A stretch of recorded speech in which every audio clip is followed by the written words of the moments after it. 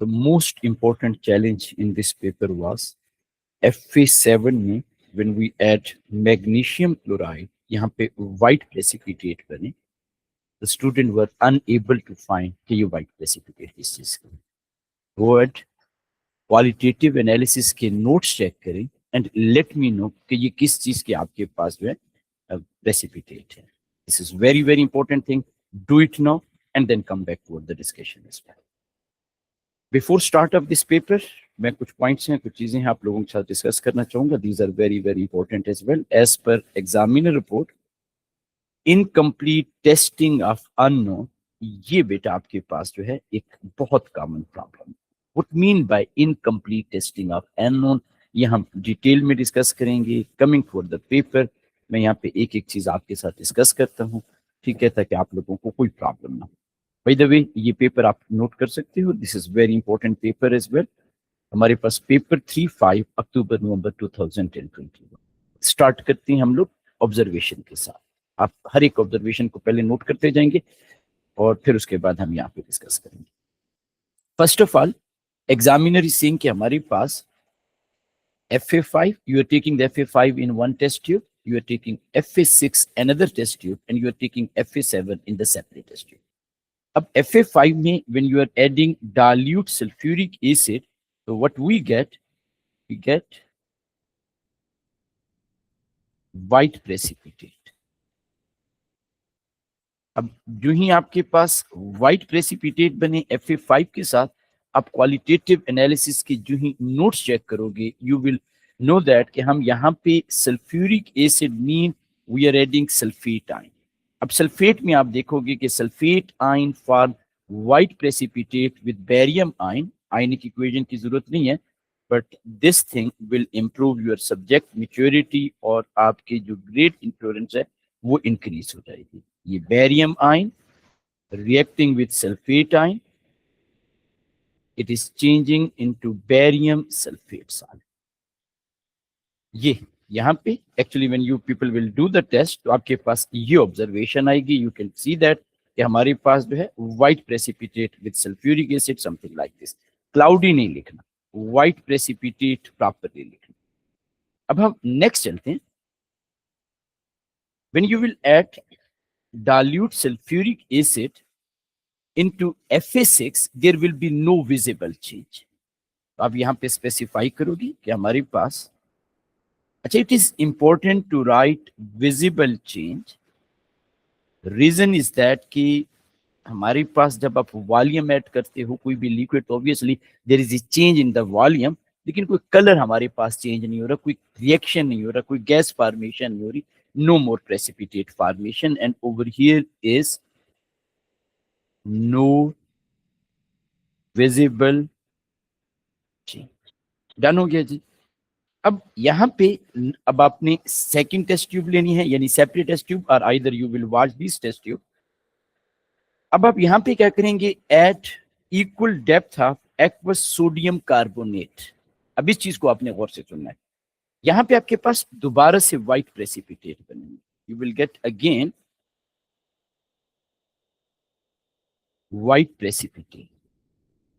अब एक चीज का ख्याल करना है, अब आपको दोबारा से क्वालिटेटिव एनालिसिस चेक करने की जरूरत नहीं है. You must be thinking, sir why we don't need to check the qualitative analysis. You already confirm that कि हमारे पास FA5 में बेरियम आयन प्रेजेंट है, और आपको पता है barium is a group 2 metal. Group 2 carbonate are insoluble in water. So in reality, in actually यहाँ पे आपके पास barium ion aqueous which is present in FA5 reacting with carbonate ion aqueous, जो कि आप सोडियम कार्बोनेट से add कर रहे हो. Sodium carbonate is water soluble, it is changing into barium carbonate solid. ये इक्वेशन आपने लाजमी नोट डाउन करनी है, because it's not compulsory as it is. यही पेपर है, आप पास्ट पेपर देखोगे, sometime examiner ask about the ionic equation. So this thing is the salt analysis is a skill. You must have the mature subject maturity, understanding of subject आपकी बहुत ज्यादा होनी चाहिए. अच्छा, जब आप यहाँ पे सोडियम कार्बोनेट ऐड करोगे into FA6, तो you will see the fizzing as well. ये आपके पास एफर्विसेंस एंड फिजिंग। अब मैं यहां पे आपको दोबारा से एग्जामिनर रिपोर्ट की तरफ लेके आता हूं। एग्जामिनर क्या कह रहा है? एग्जामिनर में कह रहे हैं, no read it carefully, many lost the marks through incomplete testing of unknown. What mean by this? बच्चे जब यहां पे आते हैं, जब उन्होंने कार्बोनेट ऐड किया, हमारे पास फिजिंग हुई, majority student just write effervescence, fizzing occur, they ignore the test of carbon dioxide gas. You must write over here effervescence, fizzing,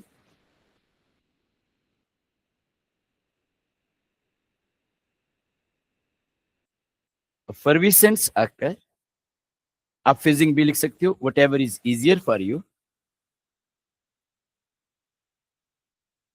अब आपको पता है आप कार्बोनेट ऐड कर रहे हैं, when you are adding the carbonate it is understood कि जो हम गैस प्रिडिक्ट करने जा रहे हैं, जो टेस्ट करने जा रही हैं, that will be carbon dioxide gas. तो आप यहां पे लिखोगे कलरलेस गैस टर्न्स। अच्छा, अब यहां पे मैं एक और चीज बता देता हूं, कलरलेस गैस फॉर्म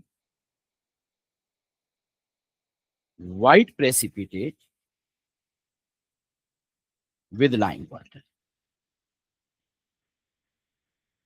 अब this is very very important thing as well. क्या कहा मैंने? Colourless gas form white precipitate. अब ओ लेवल आईजीसीएसई से बच्चों की हैबिट होती है, दे यूज टू राइट कि हमारे पास carbon dioxide gas, turn, lime water, milky and chalky. इस पेपर की आप मार्किंग स्कीम देखोगे तो वहां पे ये लिखा हुआ है, but it was acceptable till this paper. इसके बाद from 2022 and onward, if you are not writing the white precipitate, examiner will not give you the score. Now look at this carefully. यहां पे एग्जामिनर कह रहे हैं कि जी milky और cloudy are acceptable observation in this test, but only white precipitate will be allowed from 2022 and onward. अब हम 26 में बैठे हैं, तो 26 mean you are suppose to write the white precipitate. Note down कर लें, this is very very important thing. आपने यहां पे मिल्की नहीं लिखना, यू मस्ट राइट कि हमारे पास क्या है, white precipitate with lime water. ये छोटी छोटी चीजें, इसी से स्कोर जाता है, इनका आपने लाजमी ख्याल करना है। अब बाय द वे आपके पास कार्बोनेट है और आपके पास ये बन रहा है, बाय द वे ये आपके पास टेस्ट होता है, ये देखिएगा यहाँ पे इस तरीके से आपके पास फिजिंग हो रही है, बबल्स बन रहे होते हैं, और आपने at every cost carbon dioxide का टेस्ट करना है। मैं यहाँ पे एक चीज आपको और बता दूं ताकि आप लोगों की सब्जेक्ट मेच्योरिटी इंप्रूव हो जाए, and you must have idea. होता क्या है आपके पास, होता यह है, by the way sodium carbonate, potassium carbonate are completely water soluble, so that's why I am writing over here aqueous. आपने यहाँ पे हाइड्रोजन आयन ऐड किए, we are writing H positive ion aqueous, they are changing into carbon dioxide gaseous plus H2O। Examiner इस paper में नहीं पूछ रहा, but you must write these ionic equation in your notes of paper 3, ताकि आप कभी भी स्कोर लूज ना करें, and if examiner is asking anything you must be ready for that. Now we are moving toward the next thing. आपने इस test tube में जब Fe7 में ऐड किया, तो ओवर हियर अगेन हमारे पास नो विजिबल चेंज।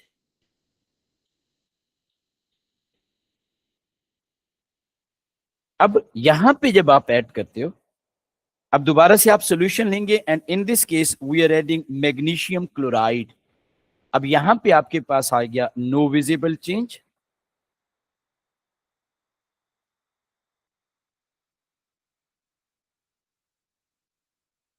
यहां पे आपके पास आ गया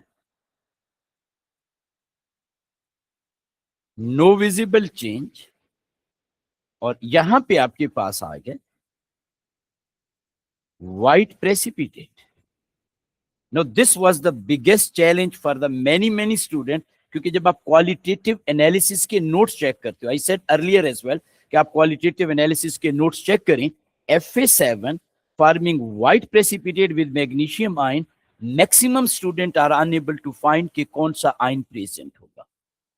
अब हम यहां पे रिवर्स टेक्निक यूज कर रहे हैं। What mean by reverse technique? Check the qualitative analysis, listen it carefully everyone. क्या करना है आपने? Check the qualitative analysis notes, वहां पे मैग्नीशियम आयन को देखिएगा, ये देखें जी, जब आप मैग्नीशियम आयन को देखते हो, where is the magnesium ion, ये हमारे पास मैग्नीशियम आयन है। Can you see the white precipitate? Yes. किसके साथ व्हाइट प्रेसिपिटेट है? सोडियम हाइड्रो ऑक्साइड के साथ। दिस इज द साइन कि मैग्नीशियम आयन, ये आपके पास magnesium ion, they are forming white precipitate with what? With hydroxide ion। तो ये यहां पे हमारे पास ट्रिक था, ये हमारे पास रिवर्स आपके पास टेक्निक थी। तो यहां पे इट मीन इन रियलिटी आपके पास this solution Fa7 contain OH negative. अब आप देखिए, बहुत ट्रिकी पेपर था। आपको एनाइन में एग्जामिनर ने OH नेगेटिव दिया, कैटाइन में H पॉजिटिव दिया, और स्टूडेंट यहाँ पे प्रॉब्लम कर लेते हैं। मैं यहाँ पे इसकी भी आयनिक इक्वेशन लिख देता हूँ। ये आपके पास आ गया magnesium ion aqueous. Maximum student were unable to find और डिटेक्ट दिस एनाइन। आपके पास OH negative, it is changing into magnesium hydroxide solid. Done हो गया जी, इसको भी नोट डाउन कर दी। अब दोबारा से स्क्रीनशॉट ले लीजिएगा जी आप यहाँ पे। And now we are moving toward the next thing, ताकि आप लोगों को आइडिया हो जाए जी। अब जब हम कैटाइन की बात करते हैं तो दैट वाज इजी आपके पास, कि हमने यहाँ पे डिटेक्ट कर लिया कि it was having barium ion aqueous. यहाँ पे आपके पास H पॉजिटिव आयन एक्वस, और यहाँ पे OH नेगेटिव एक्वस। अब वो कह रहे हैं कि apart from the indicator, this is very very important thing.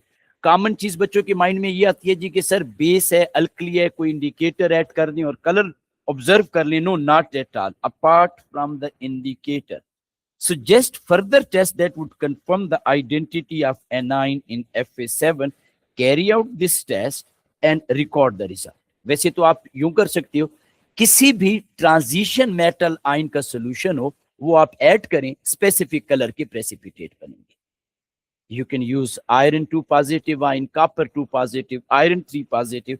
ये इससे ज्यादा आसान है। आपके पास अमोनियम आयन का सोल्यूशन होता है, आप यहाँ पे अमोनियम आयन ऐड करें, उसे हीट करें, and ammonia gas will be given. अब देखें, बच्चे जो हैं, they were unable to do this test, they were unable to detect. यहाँ पे एग्जामिनर कह रहे हैं, since very few candidates correctively identified OH negative, so significant number of did not attempt this question, क्योंकि वो एनाइन ही detect नहीं कर सके। अब आप सोच रहे होंगे सर हमें पेपर में कैसे पता चलेगा कि हमने कौन सा टेस्ट करना है? तो ये बहुत आसान सी चीज है। नंबर 1, OH नेगेटिव आपके पास है, ये आप देख सकते हो अमोनियम साल्ट, अमोनिया गैस आपके पास हो रही है। ये देखिएगा क्रोमियम, कॉपर, आपके पास iron 2 positive. It is completely your own choice. आप अगर लेट से जी के क्रोमियम लिख रहे हो तो grey green precipitate soluble in excess, तो जो आपका दिल करे वो आप यहाँ पे लिख सकते हो। हम यहाँ पे कोई भी चीज लिख सकते हैं, तो हम यहाँ पे लिख देते हैं carry out the test at few drops of, हम कॉपर सल्फेट को कर लेते हैं, या 1 CMQ भी आप लिख सकते हो, copper sulphate aqueous to Fa7 blue. आपके पास क्या बने? प्रेसिपिटेट। अब वो कह रहे हैं कि आपके पास डिड द रिजल्ट आपके पास A3 कंफर्म द आइडेंटिटी। तो यस, ऑब्वियसली जब आप वो टेस्ट करोगे तो ये हमारे पास कंफर्म कर रहा है जी। आप लिखते हो यस। अब आपने जो भी मेटल आयन यूज किया, copper ion combining with OH negative aqueous changing into copper hydroxide. अब देखिए, मैंने यहाँ पे फ्यू ड्रॉप इसलिए किए कि हमारे पास मेटल आयन एक्सेस में होना चाहिए, जैसे आप OH नेगेटिव आयन एक्सेस में होना चाहिए, इसलिए आप वहां पे देखते हो ना कि OH negative is in excess. Ammonia का टेस्ट कर सकते हैं, you can do any test, जो भी आपके पास है वो आप यहाँ पे मेंशन कर दो। Now we are moving toward the next part. Next part में क्या है जी? Again this was very tricky part, specially जब बच्चे यहाँ पे ये कंफर्म कर रहे थे कि हमारे पास कंक्लूजन आप क्या ड्रॉ कर रहे हो अबाउट Fa8। तो प्रॉब्लम यहां पे बच्चों को फेस करने पड़े जी। प्रॉब्लम नंबर 1, यहाँ पे एग्जामिनर कह रहे हैं eight 1 cm cube depth of Fe8 in the test tube, few drops of acidified potassium permanganate. Remember this thing, it is very very important to add few drops of potassium permanganate. अगर आप potassium permanganate excess में add करोगे तो आपके पास proper observation नहीं आएगी. This is very important thing. ये आपके पास है जी Fe8, आपने drop by drop potassium permanganate add करना है. वैसे जब आप पहला ड्रॉप ऐड करोगे इट इज क्वाइट पॉसिबल कि ये डीक्लोराइज हो जाए. हो सकता है आप 2 या 3 ड्रॉप और ऐड करो and the solution remain purple. अब आप इसे वाटर बाथ में हीट करोगे और ये बेटा हमारे पास डीक्लोराइज हो जाएगा. The most probable thing is that it will quickly dechlorize on the heating as well. अब जब ये हमारे पास डीक्लोराइज हुआ, ऑब्जर्वेशन आपके पास ये हुई. अब यहाँ पे दो प्रॉब्लम होते हैं. प्रॉब्लम नंबर 1, बच्चे KMnO4 एक्सेस में ऐड कर देती हैं. प्रॉब्लम नंबर 2, बच्चे जो हैं वो ये कहते हैं कि सोल्यूशन रिमेन अनचेंज क्योंकि Fe8 was colourless. They ignore this thing कि they are adding potassium permanganate which is purple solution and now purple is changing into the colorless. अगर आपने एक्सेस में ऐड किया तो there is quite possibility कि हमारे पास या तो कलर चेंज ना हो या MnO2 ब्राउन बन जाए. तो बी केयरफुल विद दैट. तो यहां पे आपके पास क्या है जी,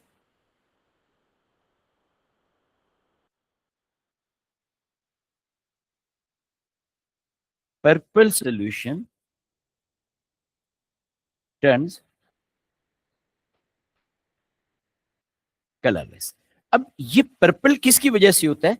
MnO4 -1. In other word manganese has oxidation state +7 over. आप सबको आइडिया है मैग्नीज पोटाशियम पर मैग्नेट में प्लस. कलरलेस किसकी वजह से होता है? Manganese 2 positive is colourless. So it mean potassium permanganate is reducing. This is very important thing. In other word जो आपके पास Fe8 है हमारे पास, it is oxidised in and अगर कोई सब्सटेंस खुद ऑक्सीडाइज हो it act as a reducing agent. This is very important thing. Next क्या है आपके पास? 1 cm cube of Fe8 in the test tube और आपने यहां पे मैग्नीशियम रिबन ऐड किया. अगेन यहां पे नोट कर लें, everyone note it, this is the golden rule. जब कभी भी एफर्विसेंस हो, फिजिंग हो, गैस बने, ऑलवेज डिटेक्ट द गैस, उसका टेस्ट लाजमी लिखें. हमने लास्ट केस में कार्बोनेट ऐड किया था, कार्बन डाइऑक्साइड गैस प्रोड्यूस हुई थी, कार्बोनेट का आपने वहां पे टेस्ट लिखा. यहां पे हम लोग मेटल ऐड कर रहे हैं, मेटल की एडिशन पे हमारे पास गैस प्रोड्यूस हो रही है, कलरलेस गैस. ये आप यहां पे देखेंगे in actually when you will do the test तो इस तरीके से आपके पास फिजिंग होगी. ये फिजिंग इंडिकेट कर रही है हाइड्रोजन गैस. ये और सिर्फ आपने ये नहीं करना hydrogen gas, you must do the test as well. Fe8 जो कि हमारे पास एक्चुअली एसिड है क्योंकि हम मेटल ऐड कर रहे हैं, फिजिंग हो रही है. बर्निंग स्प्लिंटर, वैसे आपको नॉर्मली इससे बड़ी स्टिक दी जाती है, वो बर्न करके टेस्ट ट्यूब के अंदर लेके जाएंगे तो आपको पॉप साउंड नजर आएगी. अच्छा एक चीज ध्यान में रखिएगा, इनिशियली हमारे पास जो गैस होती है वो उसके साथ एयर भी शामिल होती है, थोड़ी देर बाद आपके पास ये सारी टेस्ट ट्यूब हाइड्रोजन गैस से फिल हो जाती है. So it is quite possible if you do the test at once, फौरन ही आप करोगे तो आपके पास ये बर्निंग स्प्लिंटर बुझ जाए और आपको साउंड ना आए. The best way is that कि थोड़े से आपने जो ही ऐड किया मैग्नीशियम प्रॉपरली, ये आपके पास फ्यूज बन गया. अब आप बकायदा थंब रख के भी कर सकते हैं और ये आप बर्निंग स्प्लिंटर को थोड़ा सा इनसाइड ले जाएं and you will hear the sound as well. तो यहां पे आपके पास क्या होगा? गोल्डन रूल क्या है? When ever gas is forming, fizzing is occurring, आपने उसका टेस्ट लाजमी करना है. मैंने आपको पहले बताया many students lost the mark by the incomplete testing of unknown. incomplete testing mean जो रिक्वायर्ड होता है उसको बच्चे छोड़ देते हैं. तो यहां पे आपके पास क्या ऑब्जर्वेशन आ जाएगी? ऑब्जर्वेशन आपके पास आ जाएगी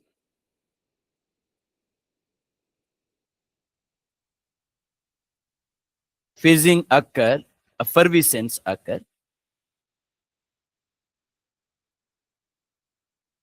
pop sound with burning splinter. अब पता है जो मोस्ट कॉमन मिस्टेक बच्चे करते हैं वो कहते हैं सर सिर्फ 2 स्कोर है, बस फिजिंग लिख दिया ना हमने, that is enough. No, not at all. यहाँ पे हमने लिख दिया जी दे थिंक सो कि सर वन ऑब्जर्वेशन यहाँ पे एंड वन ओवर हियर बस टू कंप्लीट हो गया, that is the wrong approach. जो भी आपको नजर आ रहा होता है you must write each and everything. अब वो यहाँ पे हमसे पूछ रहे हैं कंक्लूजन, तो आपके पास टेस्ट 1 क्या है जी, FA8 is reducing agent।